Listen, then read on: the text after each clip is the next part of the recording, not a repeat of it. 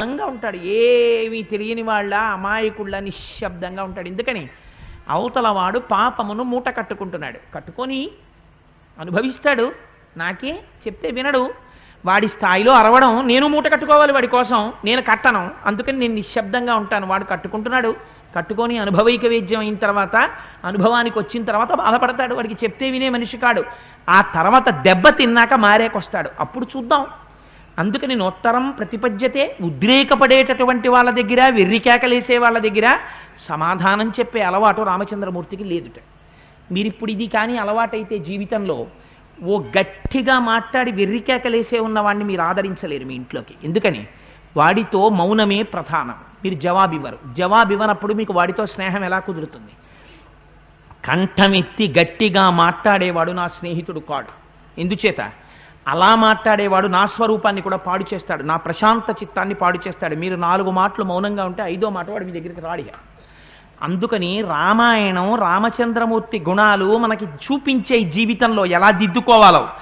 కథంచిరుపకారేణ కృతే నైకేన తుష్యతి నస్మరత్యపకారాణం శతమప్యాత్మవత్తయ. వెంటనే కింద శ్లోకంలో చెప్తారు మహర్షి. ఈ శ్లోకం వెంటనే కింద ఎందుకు చెప్పాలి? మనస్సు ప్రశాంతంగా ఎలా ఉంటుందో చెప్పారు. నేను ముందు చెప్పేశాను ఆ విషయాన్ని అర్థం అవడం కోసం. కథంచిరుపకారేణ కృతే నైకేన తుష్యతి.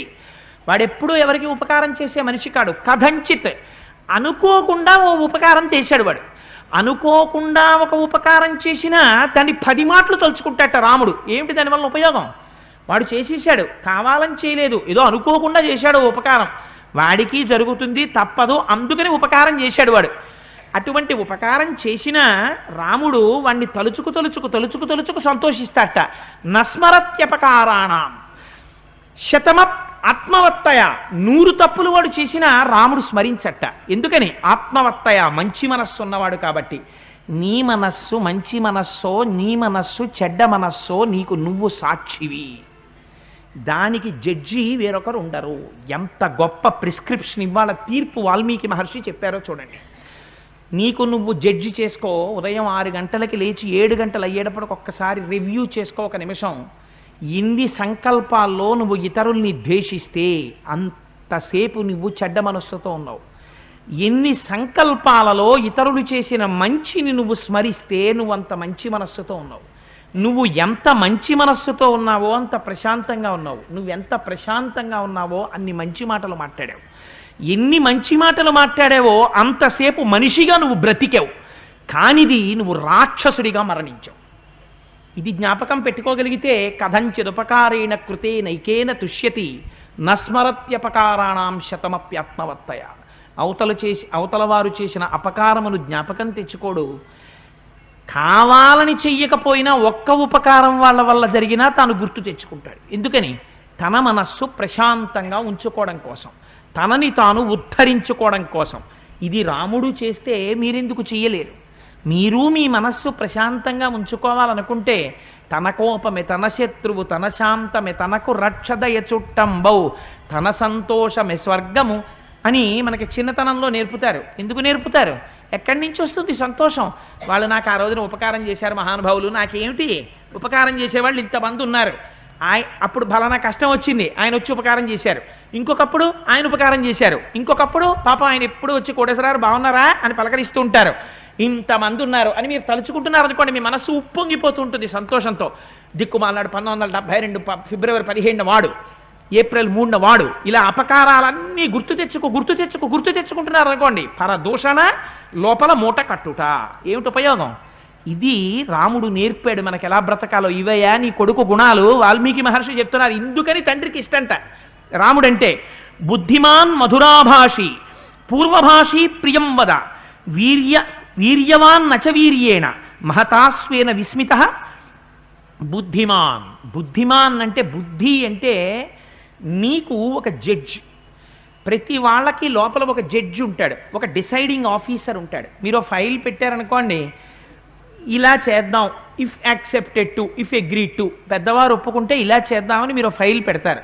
మీ పైనున్న అధికారి దాన్ని ఒప్పుకోలేదనుకోండి, సపోజింగ్ ఇలా చెయ్యవద్దు ఇలా చెయ్యి అన్నాడు అనుకోండి, మీరు పెట్టింది నిలబడదు కదా, పైవారు చెప్పింది నిలబడుతుంది. అలా లోపల ఒక సంకల్పం వస్తుంది మీకు తెలియకుండానే. ఇవాళ సినిమాకి వెడదాం అనిపిస్తుంది, వెంటనే ఏ సినిమాకి ఎడదాం అనిపిస్తుంది, ఫలానా సినిమాకి ఎడదాం, అబ్బా ఆ సినిమా అంతా కొట్లాట్లు దెబ్బలాట్లు ఎందుకు వచ్చింది, ఇంకో దానికి ఎడదాం, అసలు ఇవన్నీ ఎందుకు, రామాయణానికి పోతే అబ్బా ఏం రామాయణం లేదు, ఆయన ఓహో పట్టుకు తినేస్తాడు, ఎందుకు వచ్చింది ఆ రామాయణం, అలా అనకు, పోన్లే వాడికి ఏం చేత కాదు, కాకపోయినా మనం ఓ 2 గంటలు అయ్యప్ప స్వామి దేవాలయ ప్రాంగణంలో కూర్చుంటున్నాం కదా, పైగా ఆఖరణ రామనామని చెప్తున్నాం కదా, అది అక్కడికి వస్తుంది కదా మనకి, సినిమాకి ఏముంది ఎప్పుడైనా వెళ్ళొచ్చు, పోనీ దానికి ఎడదాం, సరదాగా అంతమంది భాగవతులతో కలిసి కూర్చోవచ్చు కదా, అదే మనకి భాగ్యం అని ఇన్ని జరిగిన తర్వాత డిసైడ్ చేసి నిర్ణయం చేసేవాడు ఒకడు ఉంటాడు. సినిమాకి వెళ్ళాలా రామాయణానికి వెళ్ళాలా, ఇవన్నీ సంకల్పాలు, రామాయణానికి వెళ్ళు అని డిసైడ్ చేస్తాడు ఒకడు, ఎవరు ఈ లోపల వాడేం కనబడ్డావు, అది బుద్ధిమాన్. నిర్ణయం చేసేదెవరో దాని పేరు బుద్ధి. ఇది బుద్ధిమాన్ ఎందుకన్నారు ఆ మాట, ఎప్పుడూ మంచి వైపుకి నడిపిస్తుంది, నిర్దాక్షిణ్యంగా నిష్పక్షపాతంగా కూర్చుని దీనివల్ల ఏది మంచి ఏది చెడు, సంకల్పాలలో ఉన్న మంచి చెడులను విచారణ చేసి ఇది మంచి, పక్షపాతం లేకుండా ఆలోచించి ఇటెండు, నీకు కష్టమైన నిష్ఠూరమైన సరే ఇటే వెళ్ళు, నీకు ఎందుకు ఉండదు సినిమాకి వెళ్ళాలని, కుదరదబ్బా ఇటెళ్ళు అని పిల్లాడు, బాబాయ్ వచ్చాడు నేను ఇవాళ స్కూల్కి వెళ్ళను నాన్నగారండి అంటుంటే అలా ఏం కుదరదు, సాయంకాలం నువ్వు బాబాయ్తో గడుపుతూ కనివి స్కూల్కి వెళ్ళు అని రెక్కట్టుకు తీసుకెళ్ళి స్కూల్లో దింపేసిన తల్లిలా బుద్ధి తల్లి దింపేసింది స్కూల్లో, ఎందుకని పిల్లాడు బుద్ధిలోకి రావాలి. నువ్వు కూడా నీ రెక్కట్టుకుని నిన్ను తీసుకెళ్ళి రామాయణంలో కూర్చోబెట్టగలిగితే, అంటే నా ఉద్దేశం రామాయణం గురించి అని కాదు, ఒక మంచి పని గురించి అని తీసుకెళ్ళగలిగితే బుద్ధిమాన్, నిన్ను నువ్వు ఉద్ధరించుకుంటున్నావు ఈ దేహంతో వచ్చినందుకు. అందుకని బుద్ధిమాన్ మధురాభాషి, దానివల్ల ఏమవుతుంది, ఎప్పుడూ సత్వగుణం ఉన్న చోట తిరుగుతున్నాడు కాబట్టి నోటి వెంట వచ్చేటటువంటి మాట కూడా మధురాతి మధురంగా ఉంటుంది. మధురాభాషి పూర్వభాషి ప్రియం వద, ఎప్పుడైతే మనస్సులో సత్వగుణం వచ్చిందో ఒక గొప్ప లక్షణం వస్తుంది. ఒక్కొక్కరు చూడండి 80 ఏళ్ళు రానివ్వండి, వాళ్ళు ఎట్టి పరిస్థితులలోనూ వేరొకరిని వారు పలకరించరు. ఎందుకు పలకరించరో తెలుసా అండి, ఇక్కడ రాక్షసుడు ఉంటాడు, నేను పలకరించలేటువంటి వాడు వచ్చి నన్ను పలకరించాలి, ఎందుకది అహంకారం. రాముడి కన్నా గొప్పవాడు ఈ ప్రపంచంలో లేడిహ.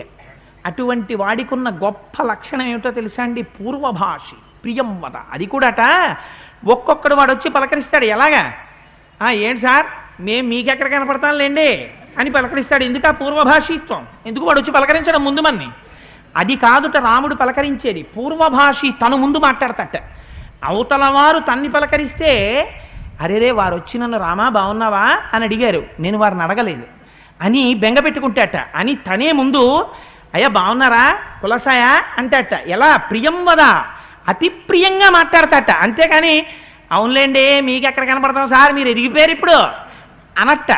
ఈ అందం, ఈ మాట, ఈ ధోరణి, ఈ సాత్వికత, ఈ నిర్మలమైన మనస్తత్వం రాముడికి ఉంది. పూర్వభాషి ఇది నేర్చుకుంటే అహంకారం గెలిచినట్టే.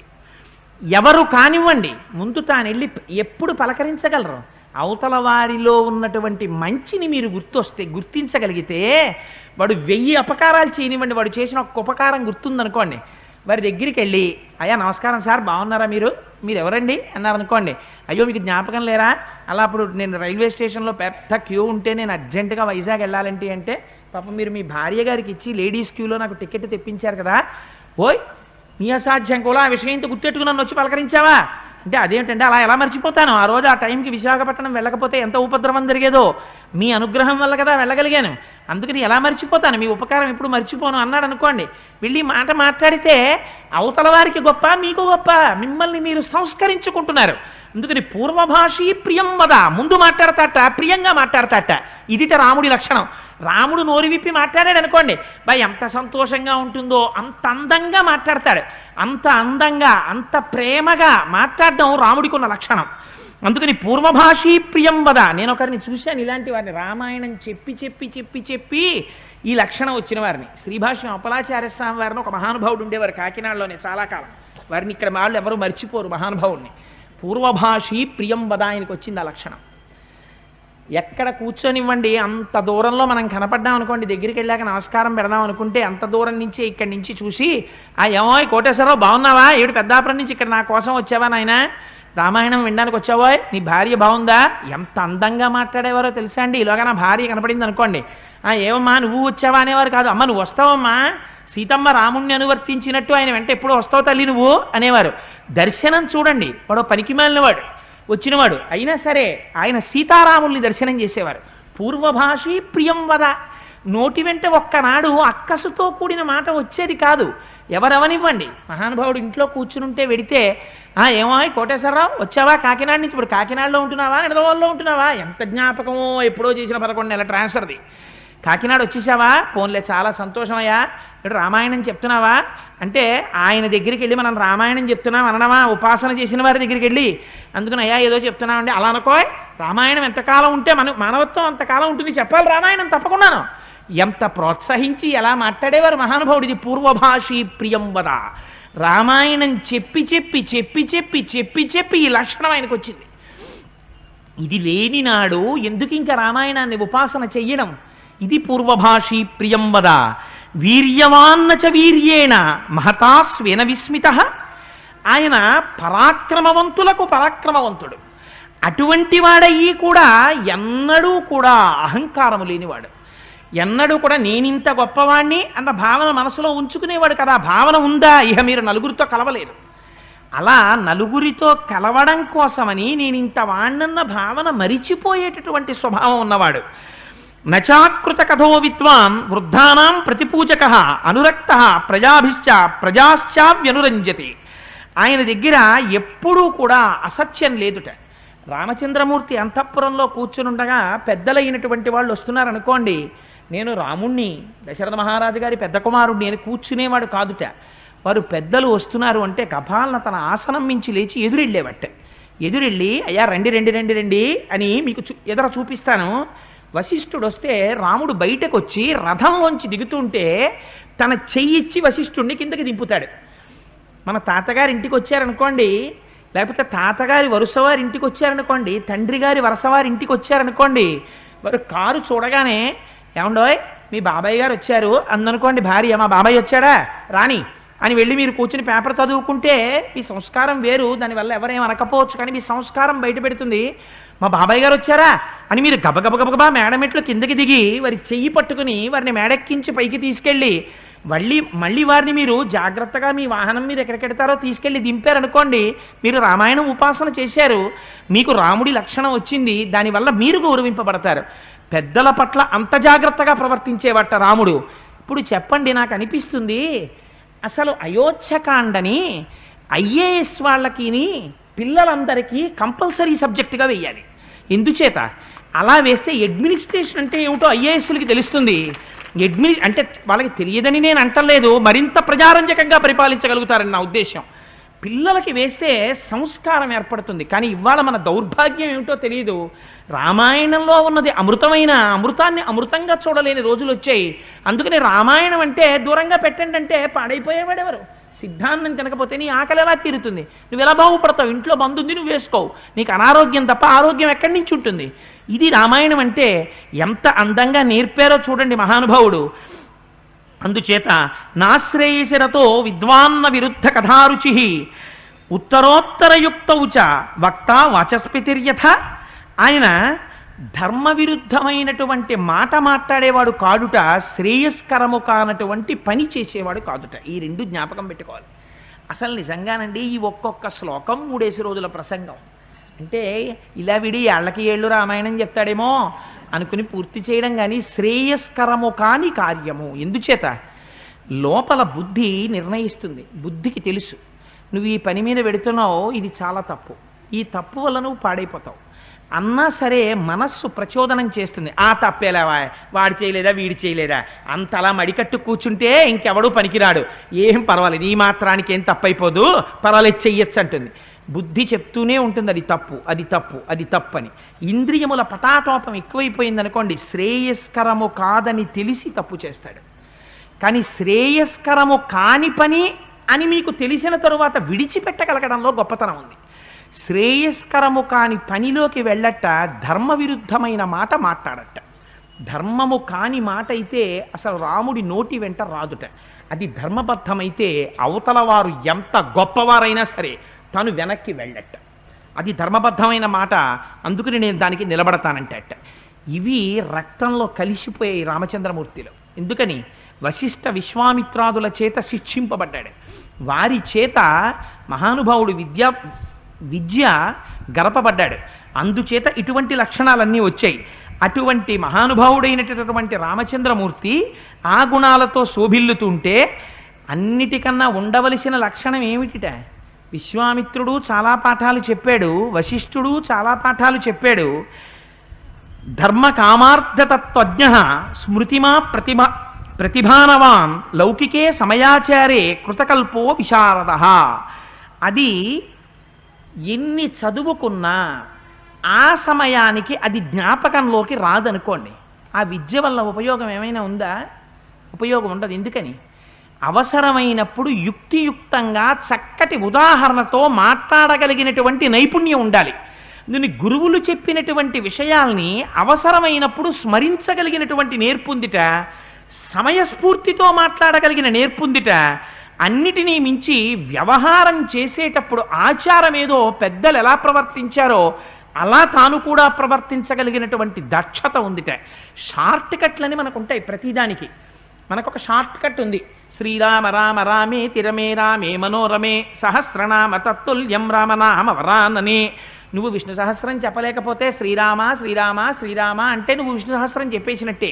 దాని అర్థం నువ్వు ఏ ప్రయాణంలోనో ఉండి పూజామందిరంలో కూర్చుని విష్ణు సహస్రం చెప్పలేక నువ్వు పుస్తకం మర్చిపోయి నీకు ధారణలోనూ లేకపోతే అప్పుడు శ్రీరామ శ్రీరామ శ్రీరామ అనుకోమని. అంతేకాని నీకు కావలసినంత ఓపికండి ఆ రోజంతా సెలవైనా టీవీని నీ కళ్ళకేసి గట్టిగా కట్టేసుకుని శ్రీరామ శ్రీరామ శ్రీరామ అంటానండి సరిపోదా? ఇది మిట్ట వేదాంతం. ఇక్కడ ఉండాలి కానండి. ఎందుకండి గుళ్ళు గోపురాలు? నాకు ఈ పటాటోపాలు నచ్చవు సార్ అంటాడు. ఏ పటాటోపాలు నచ్చవన్నవాడివి ఇన్ని రకాల బట్టలు వేసుకోవడం ఎందుకు? నేను ఇంత గొప్పగా ఉంటానండి, నేను అంత గొప్పగా ఉన్నానండి, మా అబ్బాయికి అచ్చేయించానండి, మా అబ్బాయికి ఇచ్చేయించానండి, ఇది నా మేడండి, ఇవన్నీ చెప్పుకోవడానికి నీకు పటాటోపాలు ఉంటాయి. ఈశ్వరుడి ప్రదక్షిణం చేయడం ఇక్కడ చేసేస్తాం. ఏ అన్నం కూడా ఇక్కడ తినేస్తే సరిపోదా? మానసికంగా తినవు, బాహ్యంలో తినాలి. భగవంతుడి పూజ మాత్రం ఉండలేక మానస పూజ చెయ్యవు, తప్పుకోవడానికి మానస పూజ చేస్తావు. తప్పు చేయట్లే నువ్వు. అందుచేత ఆచారమునందు పెద్దలు ఎలా ప్రవర్తించారో అలా ప్రవర్తిస్తాట రాముడు. ఇది రాముడి దగ్గర నేర్చుకోవలసినటువంటి గుణసంపత్తి. అన్నిటికన్నా గొప్ప విషయం సత్సంగ్రహ ప్రగ్రహరణే స్థాన నిగ్రహస్య చ ఆయ కర్మణ్యుపాయజ్ఞ సందృష్ట వ్యయకర్మవిత్. ప్రాజ్ఞులైనటువంటి వారిని సత్పురుషుల్ని రక్షించడం ఎలాగో రాముడికి తెలుసుట. ఎవరిని ఎక్కడ ఉంచాలో, ఎవరిని ఎలా నియమించాలో రాముడికి తెలుసుట. ఎలా ఆర్జించాలో రాముడికి తెలుసుట.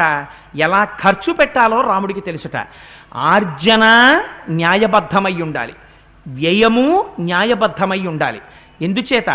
తనకి కావలసినంత ఖర్చు పెట్టుకోకుండా బ్రతికినటువంటి వాడు తనకి తాను ద్రోహం చేసుకున్నట్టు. తనకి కావలసిన దానికన్నా అనవసరంగా ఎక్కువ ఖర్చు పెట్టినటువంటి వాడు భావితరాలకి ద్రోహం చేసినట్టు. ఈ రెంటికి ద్రోహం చెయ్యకుండా సమతౌల్యాన్ని పాటించి ఖర్చు పెట్టగలిగిన వాడై ఉండాలి. యశస్సు కొరకు, ధర్మము కొరకు, సంతానము కొరకు వీటన్నింటికీ విభాగం చేసుకుని ఖర్చు పెట్టగలిగినటువంటి వాడై ఉండాలి. ఈ నియమాలు ఆయనకి తెలిసినటువంటి వాట. సంగీత శిల్ప నృత్యాది విద్యలయందు ఆరితేరినటువంటి వాట. అవన్నీ ఆయనకి తెలుసుట. అన్నిటికన్నా ఆరోహే వినయే చైవ యుక్తో వారణవాజివాన్.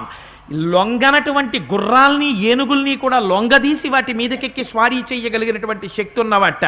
ధనుర్వేద విదాం శ్రేష్టో లోకే అతిరథ సమ్మత అభియాత ప్రహర్తాచ సేనానయ విశారద. ప్రపంచంలో అతిరథులైనటువంటి వాళ్ళు ఎంత కొద్దిమందో ఉంటారో అటువంటి వాళ్లలో శ్రేష్ఠుడైనటువంటి వాడు రాముడు. ఇన్ని అస్త్రాలున్నా, ఇన్ని శస్త్రాలున్నా, ఇంత ధనుర్విద్య తెలిసినా నిష్కారణంగా ఎన్నడూ ఒక బాణప్రయోగం చెయ్యనివాడు. ఎప్పుడూ అవతల వారి ఉపకారాన్ని స్మరించి ఓర్పుతో ఉండగలిగినటువంటి వాడు.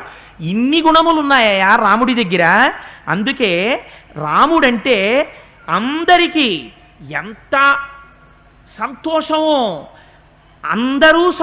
అందరినీ సంతోషింపచేయగలిగినటువంటి గుణములతో ప్రకాశించేటటువంటి స్వరూపం ఉన్నవాడు కనుక తన కుమారుణ్ణి చూసుకుని రాముడు దశరథ మహారాజు గారు మరింత ప్రీతి పొందుతట.